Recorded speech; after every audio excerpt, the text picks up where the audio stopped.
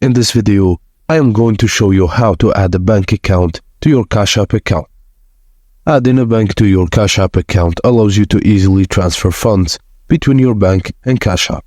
And here's how you can do it. 1. Tap on the profile icon located on the Cash App home screen.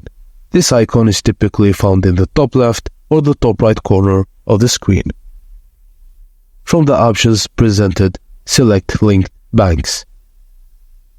Tap on Link Bank to begin the process of adding your bank account to Cash App.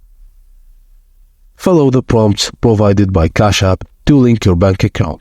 This may involve entering your bank details such as the account number and the routing number. Before the Link Bank option is available, you may need to add a debit card to your Cash App account. This helps verify your identity and facilitates transactions. By following these steps, you can easily add your bank account to your Cash App account, enabling seamless transfers between your bank account and Cash App balances.